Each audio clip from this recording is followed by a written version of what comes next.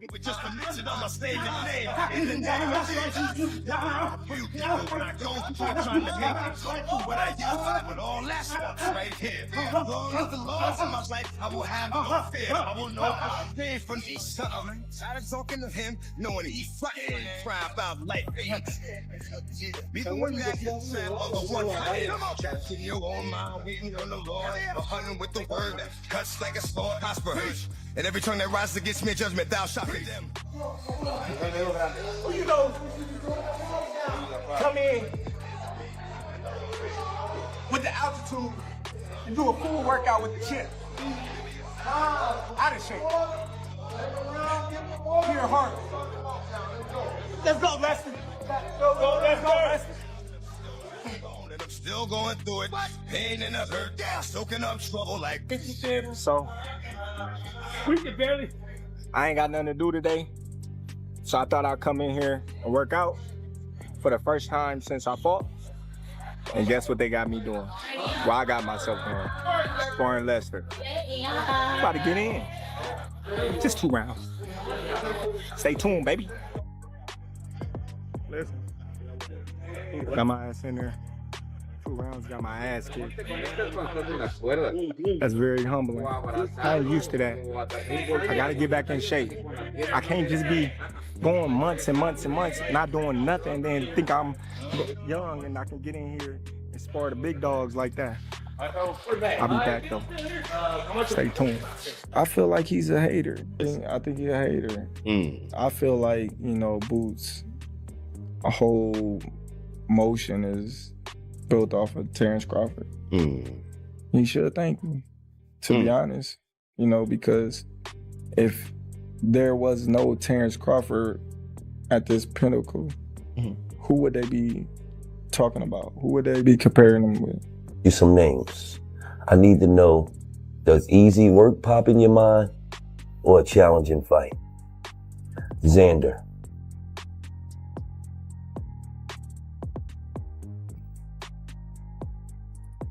Easy work. Charlo. Easy work. Fedor. Easy work.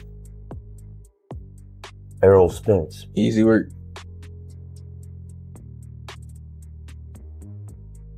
Devin Haney. Easy work. Terence Bud Crawford. Easy work. You know, and it's our people, it's the urban community that does it. Oh, Boost this, Boost knock you out, Boost. And then, you know, the people that, you know, support me, they, man, Bud of this, Bud of that. Then some fighters find themselves getting caught up in that, you know, and then they asked about it. Oh man, he easy work. I ain't easy working, you know, man. You know what I mean? Right now, one major question is taking over the boxing conversation. Is Terence Crawford genuinely considering a return from retirement for a blockbuster showdown against Jaron Boots Ennis? For 30 years, would you retire? All right then, so there go your answer. So that's why I retired. I gave my all to boxing, but I'm not gonna give my health to boxing. If I was to come back, who would I fight? I'm asking you. So say it's a good question. All right, so there you go. There you go. I have nobody to fight. I have nothing to accomplish. So now I'm just coming back for the sport and just money. That's what. What's the first sport now that you're done with boxing that you get into in retirement? What's the first sport? Because you're athletic dude. You're always doing something. What do you get into? Me personally. Almost 1 year ago, Terence Crawford surprised the boxing world by announcing that his competitive career was finished. Following his massive victory over Canelo Alvarez, Bud felt he had accomplished everything necessary and decided to step away from the sport.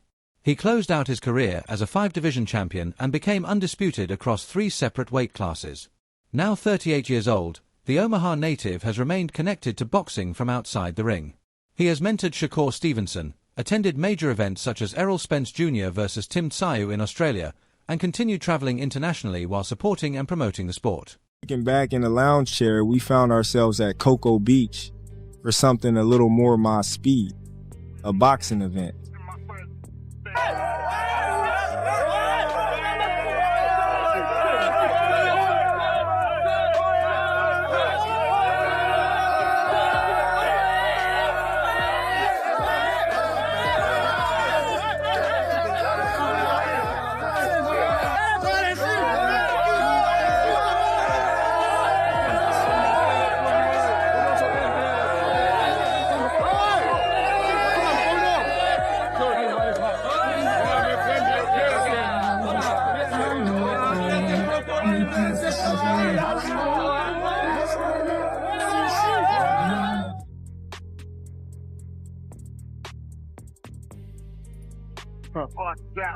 Crawford's latest workout footage, however, immediately changed the tone of the conversation.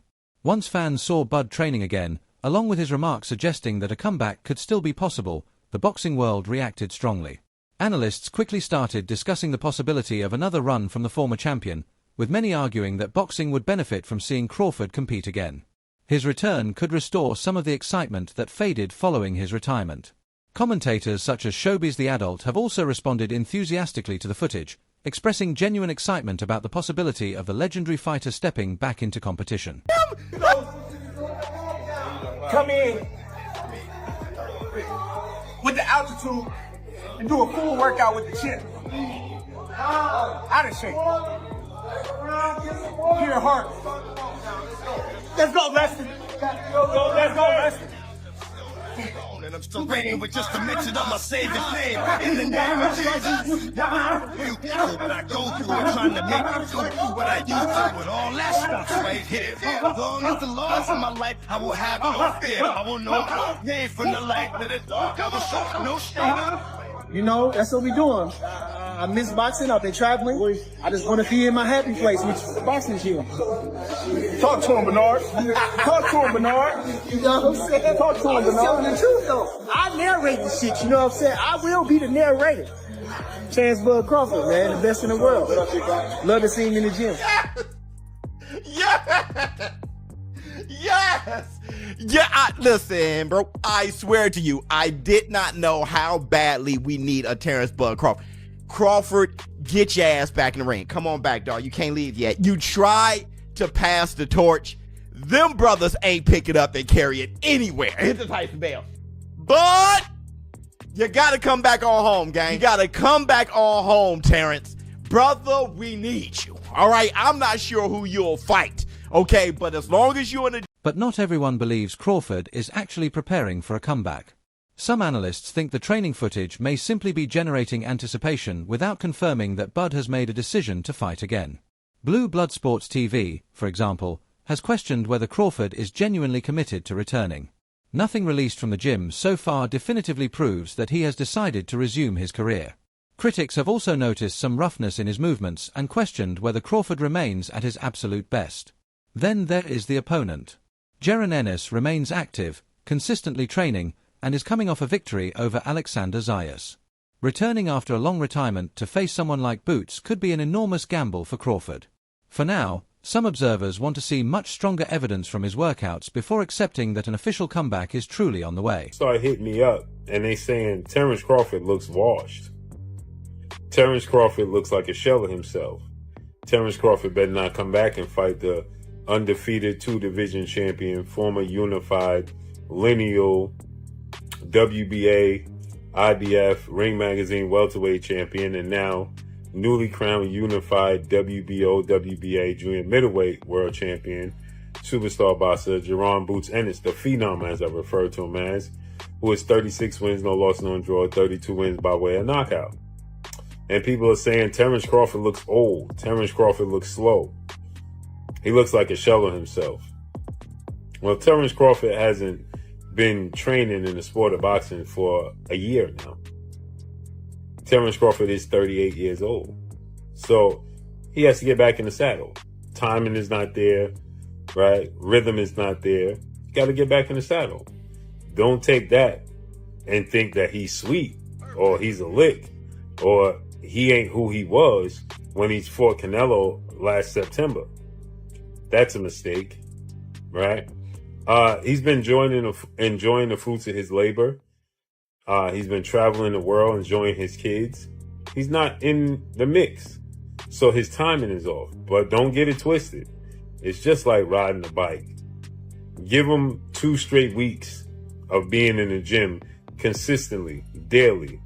And suddenly, a new footage will surface and people will be raving how he looks back to his old self and they want to see him. Crawford has repeatedly maintained that he has no intention of leaving retirement for another professional fight. Still, fans have been unwilling to completely give up on the possibility. The biggest reason is simple. Many believe Bud still has unfinished business. Despite already competing in some of the biggest bouts of his career, Crawford has remained connected to Jaron Ennis ever since Boots started moving toward the higher weight divisions. Since then, supporters have continued imagining the outcome if these two elite fighters eventually shared the ring. This is your man. Yeah. Bud your man. Yeah. You know the fight niggas want to see, bro. What? Boots. No niggas want to see Boots, bro. Bro, Terence different, bro. I just know that man is different. That's what I'm saying. I never been in the ring with Boots. Yeah. And I'm not saying Boots ain't different or you know, not good at all. I think it would be a good fight, but I just think, you know, Terence, just like he said, man, he been battle tested before. Terence been through all the ups and downs in the ring. He's the Floyd Mayweather of this generation. Just the magnitude of this fight, maybe Terence. For a massive section of the boxing fanbase, this is an instant must-see fight.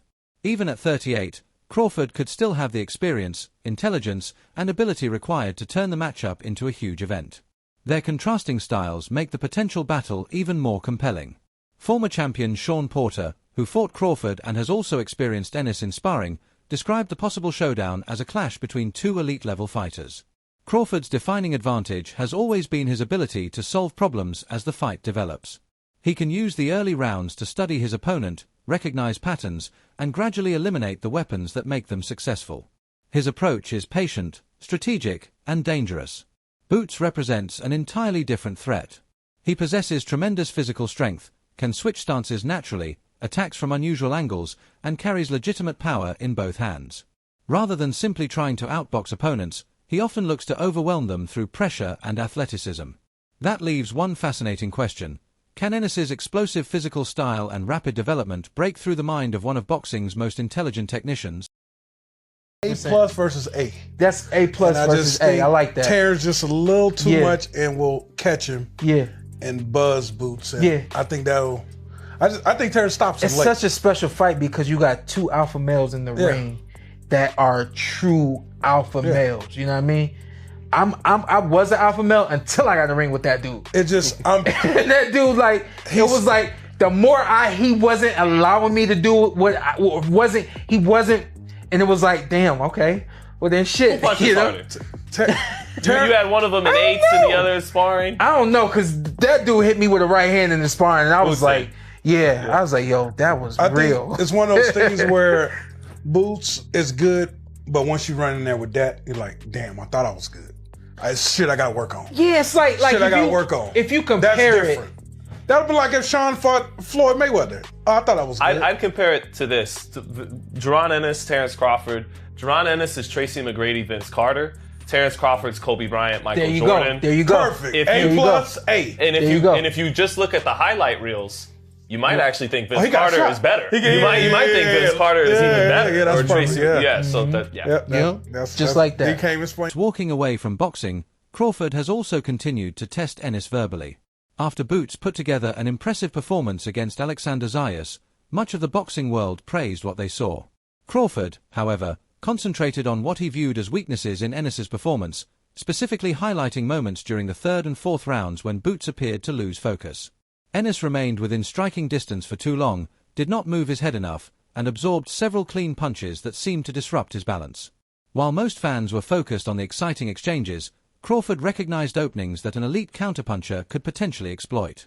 He later took to social media and argued that the hype surrounding Boots had gone too far, suggesting that a world-class counterpuncher would have punished those mistakes. We overhyping this victory, you know, in a sense where nobody picked Xander to win. Everybody was kind of like, okay, he's in over his head and it's a matter of time before Boots catch him and end the fight. I think it's going to be different when he goes up against a Fandor or a Virgil, because if one of those guys get him hurt like Xander did, I don't think it's going to be. Crawford continued pushing the rivalry rather than letting the conversation disappear.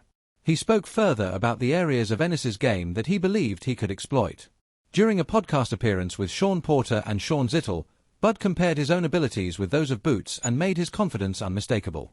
Crawford suggested that from both a technical and stylistic standpoint, he possesses the tools necessary to defeat the newly crowned super welterweight champion. And they would say, oh, well, he only fought Xander, or they'll come up with some type of excuse, you know, but to credit Boots, like, he's a tremendous talent and he's no walk in the park for no one, you know, so he's a threat to anyone that he stepped foot in the ring with, you know. But he got tremendous speed. He got great power, defense, reflexes, all that, you know, but the only thing that I can say is I'm 10 steps ahead of him. Like, I'm 10 steps ahead of him in smarts. And I think, you know, that's where he'll get in trouble with, you know, coming straight forward, you know, trying to box me or trying to, you know, think shot for shot. I just, you know, compare myself, you know, with a lot of great fighters, and I can see the holes in his game, and I can see the openings and the opportunities that I'll have because A, I feel like I punch harder than Xander. B, I'm way sharper than Xander. C, I'm way faster than Xander.